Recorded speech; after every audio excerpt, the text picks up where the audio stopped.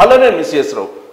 Polling మూసిపోయింది 13వ తారీఖు night కల్లా కూడా పర్సంటేజ్ కూడా ఆశించినటువంటి దానికి భిన్నంగా కనిపిస్తుంది. ప్రభుత్వం మీద వ్యతిరేకత కొట్టొచ్చినట్టు కనిపిస్తుంది. ఆ పోలింగ్ పర్సంటేజ్ చూస్తే కొన్ని ప్రిడిక్షన్స్ చూస్తుంటే ప్రభుత్వం మారేటువంటి అవకాశం ఉంది అనేది వినిపిస్తుంది. బహుశా అందుకేనేమో సచివాలయంలో ఫైల్స్ కదులుతూ ఉన్నాయి చాలా వేగంగా. సీఎంఓ ఆఫీసులో కూడా ఇంపార్టెంట్ ఫైల్స్ ఏమి ఉన్నాయో ఆ ఫైల్స్ని క్లియర్ చేసేటువంటి పనిలో ఉన్నారనేది ఇప్పుడు సచివాలయ వర్గాల్లో జరుగుతున్నటువంటి చర్చ. ప్రధానంగా జగన్మోహన్ రెడ్డి తన నవరత్నాలకు సంబంధించినటువంటి పథకాలకు నిధులు విడుదల చేయడానికి ఎన్నికల ముందు ప్రయత్నం చేశారు. కరెక్ట్గా 12వ తారీఖున 11వ తారీఖున మే నెలలో ఆ పథకాలకు సంబంధించినటువంటి అమౌంట్ని ఖాతాల్లో వేసి తద్వారా ఓట్లను పొందాలని చెప్పి ఆశించారు ఆయన. కానీ ఎన్నికల కమిషన్ అందుకు ఒప్పుకోలేదు. 13 తర్వాత మీరు ఎప్పుడైనా ఆ పథకాలకి నిధులు వేసుకోవచ్చు, మీ బటన్ నొక్కచ్చు అని చెప్పారు. వాస్తవంగా ఈ పథకాలకు సంబంధించి జగన్మోహన్ రెడ్డి మార్చి 1వ తారీఖున మార్చి 16వ తారీఖున బటన్స్ నొక్కారు. అప్పటి నుంచి మే వరకు కూడా వాళ్ళ ఖాతాలో డబ్బులు వేయకుండా తాత్సారం చేస్తూ వచ్చారు. బహుశా నిధులు లేకను లేదా రుణాలు ఇవ్వడానికి ఏ సంస్థలు ముందుకు రాకపోవడంతో కారణం ఏదైనప్పటికీ కూడా మార్చి నెలలో నొక్కినటువంటి బటన్కి మే నెలలో పోలింగ్ ముందు రోజు వరకు కూడా ఇవ్వలేకపోయారు. కానీ మే 11, 12వ తారీఖులో ఇవ్వడానికి ప్రయత్నించారు. ఎన్నికల కమిషన్ అడ్డుపడింది. దాన్ని చంద్రబాబు నాయుడు వైపు చాలా విజయవంతంగా జగన్మోహన్ రెడ్డి తిప్పగలిగారు అని చెప్పి భావించింది వైఎస్ఆర్ కాంగ్రెస్ పార్టీ.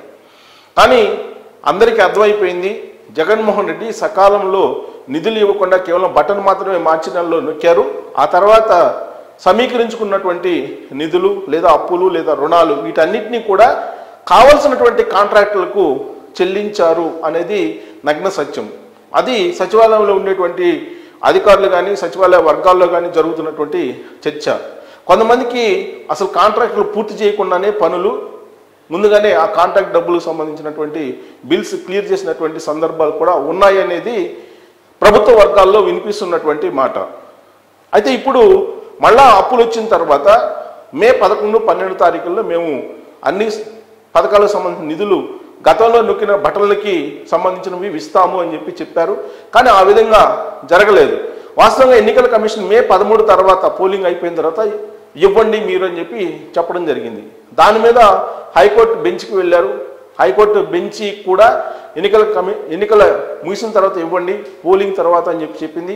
దాని మీద సవాల్ చేస్తూ మళ్ళా ఫుల్ బెంచ్కి వెళ్ళారు. ఫుల్ బెంచ్ అయితే మాత్రం ఇప్పుడు హడావిడే ఉంది. ఎన్నికల కమిషన్కు సంబంధించి ఆల్రెడీ కొన్ని వివరాలు అడిగింది. ఆ వివరాలను మీరు ఇవ్వండి, ఇచ్చిన తర్వాత చూద్దాము, ఈ పోలింగ్ అయిపోయిన తర్వాత మీరు ఆ ప్రాసెస్ని కంటిన్యూ చేసుకోండి అని చెప్పారు. ఎన్నికల కమిషన్ ఏం చెప్పింది అని అంటే, అసలు మీకు మార్చి దగ్గర నుంచి మే మధ్యలో మీ ఆర్థిక పరిస్థితి ఏంటి, అసలు జనవరి నుంచి మే వరకు మీ ఆర్థిక పరిస్థితి ఏంటి, మొత్తం వివరాలు ఇవ్వండి ప్రభుత్వానికి సంబంధించి అని చెప్పి ఎన్నికల కమిషన్ అడగడం జరిగింది. ఆ మేరకు చీఫ్ సెక్రటరీగా ఉన్నటువంటి జవహర్ రెడ్డి ఒక నివేదికను ఎన్నికల కమిషన్కు పంపించింది.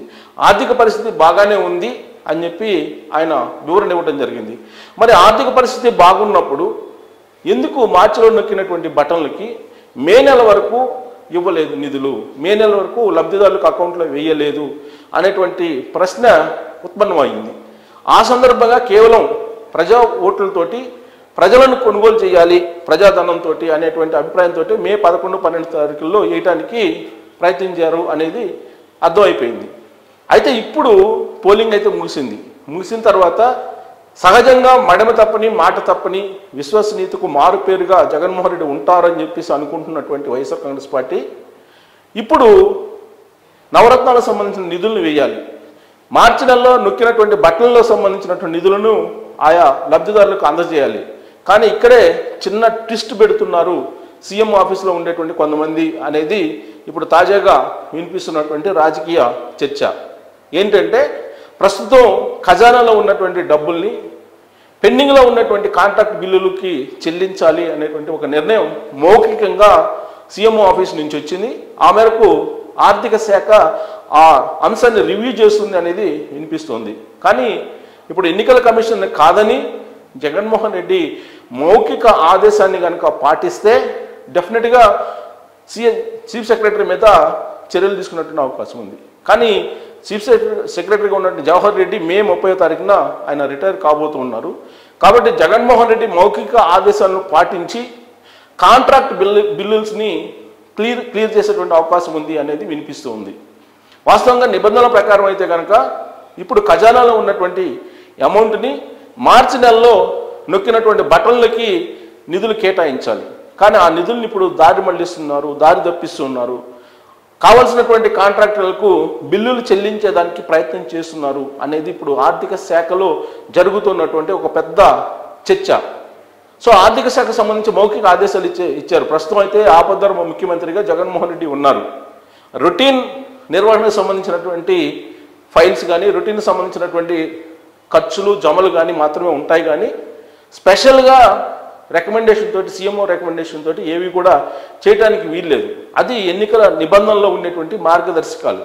కానీ ఇప్పుడు వాటిని కాదని జగన్మోహన్ రెడ్డి మౌఖిక ఆదేశం మేరకు సీఎంఓ ఆఫీసులో ఉండేటువంటి 2 కీలక అధికారులు అలాగే ఒక కీలకమైన సలహాదారు ఇచ్చినటువంటి సూచన మేరకు కాంట్రాక్టర్లకు ఖజానాలో ఉన్నటువంటి డబ్బులు ఇవ్వాలి అనేటువంటి ఒక అభిప్రాయంతో ఫైల్స్ని పరిశీలిస్తూ ఉన్నారు. ఫైల్స్ మీద సమీక్ష చేస్తూ ఉన్నారు.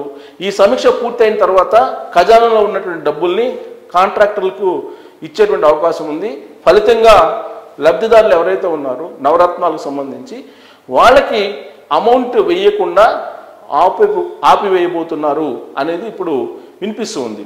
ఒకవేళ అదే జరిగితే కనుక ఎన్నికల కమిషన్ ఇంటర్వ్యూని కావాల్సి ఉంది. ఎన్నికల కమిషన్ కూడా చర్యలు తీసుకోవాల్సి ఉంది. ప్లస్ ఇంకోటి ఎన్నికల కమిషన్కి చెప్పకుండా ఆ నిధుల్ని నవరత్నాలకు కాకుండా వేరే దానికి విడుదల చేయడానికి అవకాశం లేదు. కారణం ఏంటంటే పోలింగ్కి ముందు రోజు వాళ్ళు ఇచ్చినటువంటి సమాధానం ఏంటి, నవరత్నాలకు సంబంధించి ఆన్గోయింగ్ పథకాలు అవన్నీ కూడా వాటికి నిధులు విడుదల చేయడానికి అనుమతి ఇవ్వండి అని చెప్పి అడిగారు. కానీ అనుమతి ఇచ్చారు. 13వ తారీఖు తర్వాత మీరు ఖాతాల్లో వేయండి అని చెప్పి. అందుకు భిన్నంగా ఇప్పుడున్నటువంటి ప్రభుత్వం వ్యవహరిస్తే కనుక ఎవరైతే అధికారంలో ఉన్నారో ఎవరైతే ఎగ్జిక్యూటివ్ సిస్టంలో ఉన్నారో వాళ్ళని బాధ్యతలు చేసేటువంటి అవకాశం ఉంది. ఇప్పటికే జవహర్ రెడ్డి మీద అనేకమైనటువంటి కంప్లైంట్స్ ఉన్నాయి. వృద్ధాప్య పెన్షన్ల దగ్గర నుంచి ఆయన మీద రకరకాల కంప్లైంట్స్ ఉన్నాయి. కాంట్రాక్టర్లకు ఎన్నికల షెడ్యూల్ వచ్చిన తర్వాత కూడా అన్అఫీషియల్గా ఆయన కొన్ని క్లియర్ చేశారని చెప్పి కూడా ఆయన మీద ఆరోపణలు వచ్చాయి.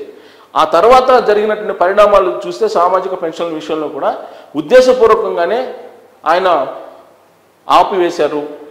గ్రామ వార్డు సచివాలయాల ఉద్యోగులకు సంబంధించి ఉపయోగించుకొని నేరుగా డబ్బులు ఇచ్చేటువంటి యంత్రాంగం ఉన్నప్పటికీ కూడా ఆయన ఇవ్వకుండా బ్యాంక్ ఖాతాల్లో ఇచ్చి సామాజిక పెన్షన్ల లబ్ధిదారులు ఆగ్రహం కలిగించేలాగా చేశారు.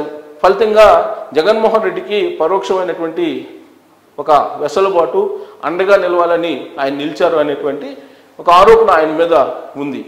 ఇప్పుడు ఆల్ ఆఫ్ సడన్గా ఇప్పుడు జనరల్గా పోలింగ్ అయిపోయిన తర్వాత రిజల్ట్ని అంచనా వేయచ్చు. ఆ అంచనాల్లో ఏంటంటే ఖచ్చితంగా తెలుగుదేశం పార్టీ అధికారంలో రాబోయేటువంటి రోజుల్లో ఆంధ్రప్రదేశ్లో కూటమి క్లీన్ స్వీప్ చేయబోతుంది అనేది తాజాగా పవన్ కళ్యాణ్ కూడా వారణాసి నుంచి చేసినటువంటి ట్వీట్.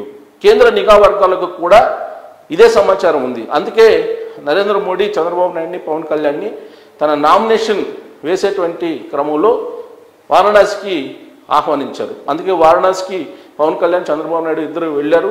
నరేంద్ర మోడీ చంద్రబాబు నాయుడు పవన్ కళ్యాణ్ ముగ్గురు కలిసి ఆంధ్రప్రదేశ్లో జరిగినటువంటి పోలింగ్ మీద కూడా సమీక్ష చేసేటువంటి అవకాశం ఉంది. కేంద్ర ఇంటెలిజెన్స్ అందించినటువంటి సమాచారం కూడా దాని మీద వాళ్ళు సమీక్షించే అవకాశం ఉంది.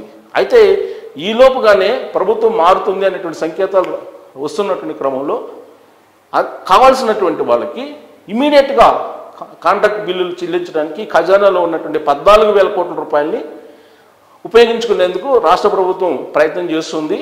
సో ఆ ప్రయత్నం ఫలిస్తే కనుక లబ్ధిదారులకి మాత్రం అన్యాయం జరిగే అవకాశం ఉందని చెప్పి ఆందోళన చెందుతున్నారు సచివాలయంలో ఉన్నటువంటి ఉద్యోగులు, అలాగే ఆర్థిక శాఖలో ఉండేటువంటి ఉద్యోగులు కూడా.